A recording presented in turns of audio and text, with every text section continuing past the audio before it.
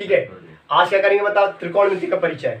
मतलब जो हमारे पास अध्याय 8 है, यूनिट नंबर 8, ठीक है, उस अध्याय 8 में त्रिकोणमिति के परिचय के बारे में, मतलब बेसिक से जो सूत्र होते हैं त्रिकोणमिति का ज्ञान, क्योंकि तुमने अभी तक मतलब 10th तक, ठीक है, फर्स्ट क्लास से लेकर के 10th तक में 9th तक कहा जाए, त्रिकोणमिति पढ़ी नहीं थी। ये तुम्हारे लिए फर्स्ट टाइम है, लेकिन फर्स्ट टाइम नहीं है, अब ये लास्ट टाइम, मतलब फर्स्ट टाइम तो लेकिन लास्ट नहीं है, क्योंकि इसके आगे तुम जब भी पढ़ोगे मैथ्स तो तुमको ट्रिग्नोमेट्री पढ़ना ही पड़ेगा। 11th 12th और उसके आगे कोई सब सब्जेक्ट लो, मतलब मैथ्स के क्षेत्र में कुछ भी करो तुमको ट्रिग्नोमेट्री पढ़ना ही पड़ेगा, ठीक है। इसलिए ट्रिग्नोमेट्री का हम क्या करते हैं बताओ, बेसिक तरीके से आज इसका अवलोकन करते हैं। ध्यान देना निवेश, ठीक है। क्या करेंगे बताओ, सबसे पहले मैं तुमको ट्रिग्नोमेट्री के बारे में बता रहा हूँ। ट्रिग्नोमेट्री का मतलब होता है जो त्रिकोणमिति है, त्रिकोणमिति मतलब इसमें 3 कोणों की मितियों का अध्ययन किया जाता है। मिति मतलब होता है उसके माप, ठीक है, 3 कोणों की मापों का अध्ययन किया जाता है। 3 कोणों की माप मतलब हमारे पास 3 कोण मतलब त्रिभुज, त्रिभुज की मापों के बारे में अध्ययन किया जाता है। समझ में आ रहा है तरुण, ठीक है। क्या समझ में आ रहा है, हमारे पास जो 3 कोण रहते हैं, 3 कोणों की माप का अध्ययन करना त्रिकोणमिति कहलाता है, ठीक है। समझ में आ रहा है आशुतोष, ध्यान देना, ठीक है। तो क्या समझ में आ रहा है, जैसे अपने पास 3 कोण हो गए, इस 3 कोण मतलब 3 कोण बनाने के लिए हमको त्रिभुज बनाना पड़ेगा। तो एक त्रिभुज बनाए मैंने, ये समकोण। अच्छा, अधिकांशतः समकोण त्रिभुज इस पे लागू होता है, ठीक है ना। मतलब मोस्ट स्थिति ऐसी रहती है इसमें, ज्यादा से ज्यादा स्थिति कि क्या होता है इसमें कि समकोण त्रिभुज ही लागू होता है।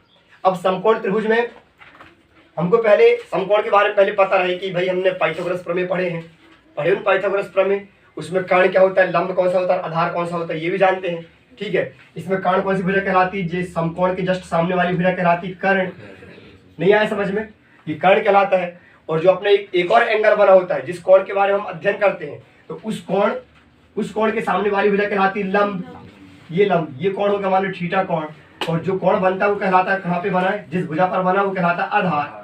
ये आधार भुजा, ये 3 बात है, ये 3 बात अपनी लिए मुख्य हो गई। समझ में आई कि नहीं आया। अब इस पर हमको अध्ययन करना है। इस पे अध्ययन कैसे करना है, सबसे पहले त्रिकोणमिति का अनुपात। इसमें 3 चीजें होती हैं, ज्या, कोज्या, स्पर्शज्या। ज्या मतलब होता है साइन थीटा, कोज्या मतलब होता है कॉस थीटा, और स्पर्शज्या मतलब होता है टेन थीटा, ठीक है। ये उनके शॉर्ट्स नाम है, मतलब शॉर्टकट में लिखे गए नाम है। समझ में आए कि नहीं आया। उनसे हम क्या करते हैं, ज्या के बारे में अध्ययन करेंगे, कोज्या के बारे में और स्पर्शज्या के बारे में। समझ में आए कि नहीं आया, ठीक है। तो हम उनके ही जो अनुपात रहते हैं, अभिष्ट अनुपात, तो हम उसको कैसे निकालते हैं।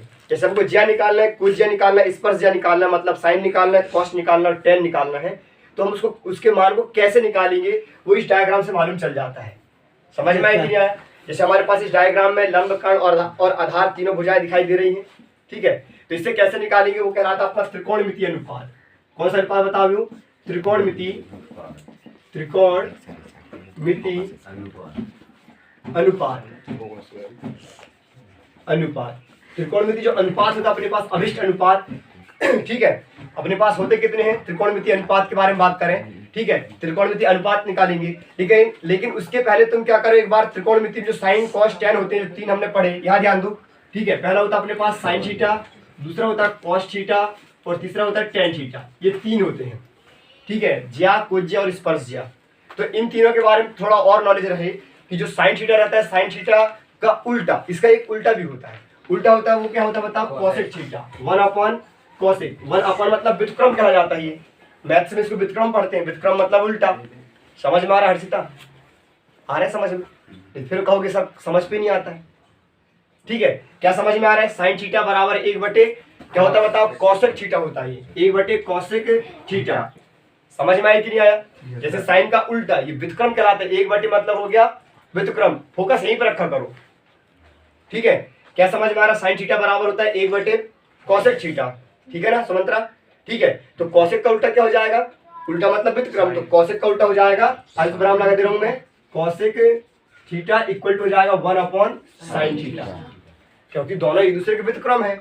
1 होता मतलब व्युत्क्रम पढ़ते हैं उसको हम, व्युत्क्रमानुपाती। समझ में आया कि नहीं आया, तुम साइंस में पढ़ते इस शब्द को, तो अनुक्रमानुपाती और व्युत्क्रमानुपाती वही चीज है यहाँ पे। अगेन कॉस, तो कॉस का उल्टा होता है 1/सेक थीटा। समझ में आया कि नहीं आया। तो सेक का उल्टा क्या हो जाएगा, तो सेक थीटा का उल्टा हो जाएगा 1/कॉस थीटा। वैसे ही टेन का उल्टा होता है 1/कॉट थीटा। समझ में आ रहा है कि नहीं आ रहा, ठीक है।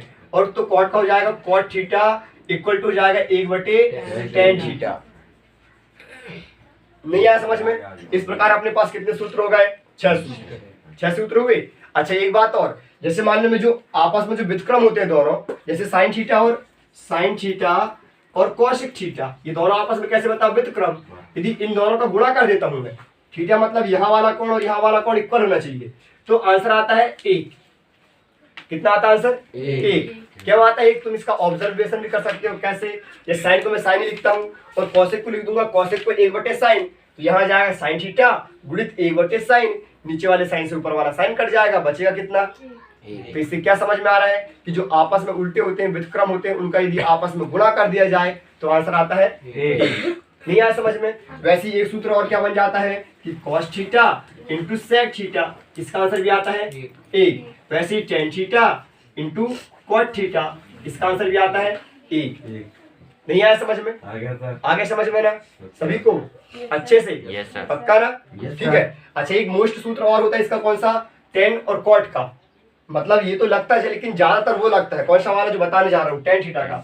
tan थीटा का एक सूत्र और होता है कि tan थीटा जो होता है स्पर्शज्या, ये ठीक है, स्पर्शज्या होने के कारण क्या होता है? cos/sin होता है, मतलब कि कोज्या बटे ज्या बटे कोज्या, मतलब क्या? sin थीटा बटे cos थीटा।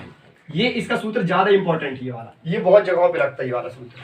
मतलब कि tan थीटा का सूत्र 1/cot तो होता है, जहाँ पे cot लगाने की आवश्यकता पड़ेगी वहां हम cot लगाएंगे, और जहाँ पे ये sin बटे cos लगाने की आवश्यकता पड़ेगी वहां पे हम sin बटे cos लगाएंगे। समझ में आ रहा है सभी को? क्यों नहीं आ रहा? आ रहा समझ में ना?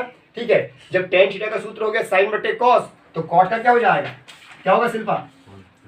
cos थीटा बराबर, फिर से बोलो, cos थीटा बटे sin थीटा, क्योंकि tan का उल्टा होता है, इसी को उल्टा कर देंगे तो cot बन जाएगा। ठीक है। तो अपने पास कितने सूत्र हो गए? 3 ये 6 और 3 9, और 9 और 2 11 सूत्र। अभी यहाँ पे 11 सूत्र और भी देख लो नीचे।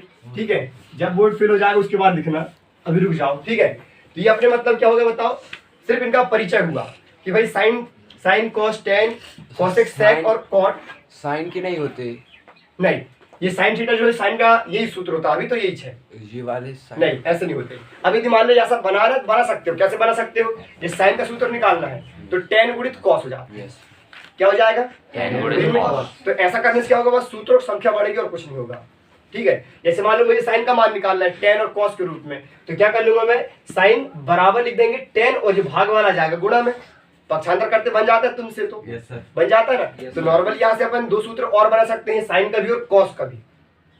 नहीं आया समझ में? जो मैंने टेन का बनाया वहीं से तुम साइन का भी और कॉस का भी सूत्र बना सकते हो। जैसे साइन का सूत्र कैसा बनाओगे आयुष? साइन का सूत्र बनाना मतलब कॉस का करना पड़ेगा, तो भाग वाला कहाँ जाएगा? गुणा में। किसके गुणा में जाएगा? टेन के। मतलब साइन थीटा बराबर टेन थीटा गुणित कॉस थीटा, ये हो गया साइन का। यदि कॉस का बनाना है तो कॉस को फिर यहीं पे रहने दो, क्योंकि साइन टेन गुणित कॉस था, तो टेन का पक्षांतर कर लो, तो कॉस थीटा बराबर साइन बटे टेन। तो 2 सूत्र और एडिशनल बन जाएंगे। उतने सूत्रों की आवश्यकता नहीं है, उनका यूज भी नहीं होता है। समझ में आई कि नहीं आया? मतलब यूज होगा ना, उसके स्थान पर हम किन्हीं अन्य सूत्र का यूज करके अपन वहां तक पहुंच जाएंगे। अच्छा ट्रिग्नोमेट्री जो है एक चक्रीय क्रम है। कौन सा क्रम है? चक्रीय क्रम।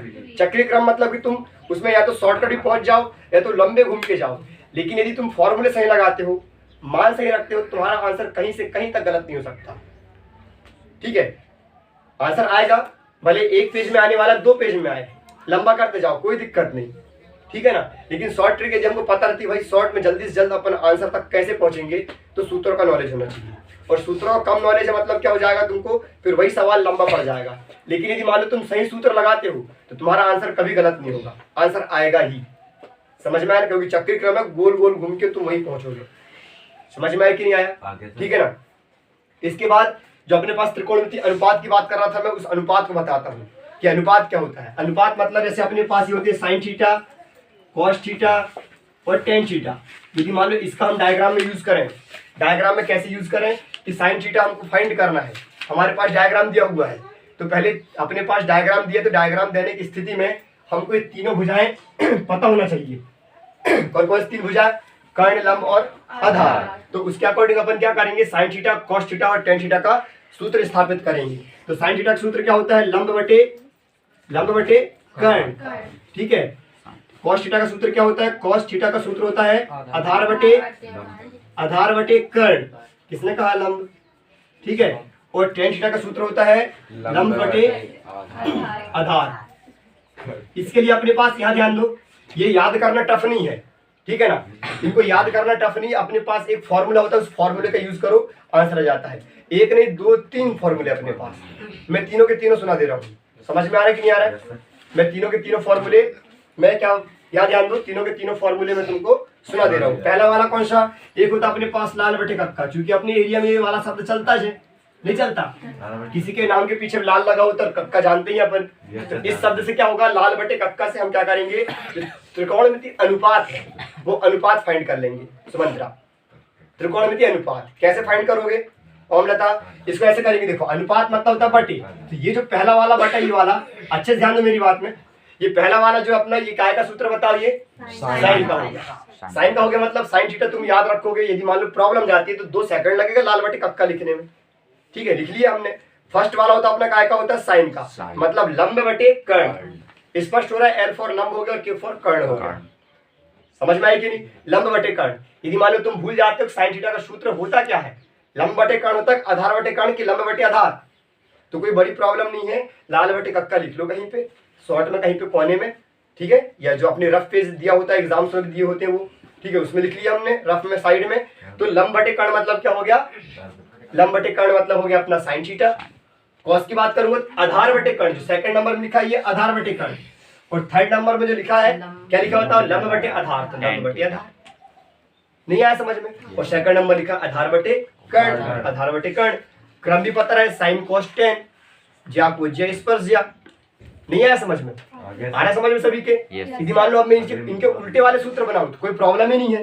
ये साइन का उल्टा क्या होता है, कॉसेक, तो कॉसेक का सूत्र क्या बन जाएगा, कॉसेक थीटा बराबर हो जाएगा, जो लंब बटे कर्ण था ये उल्टा हो जाएगा कर्ण बटे लंब। व्युत्क्रम का मतलब होता है उल्टा होना, तो ये हो जाएगा कर्ण बटे लंब। नहीं आया समझ में?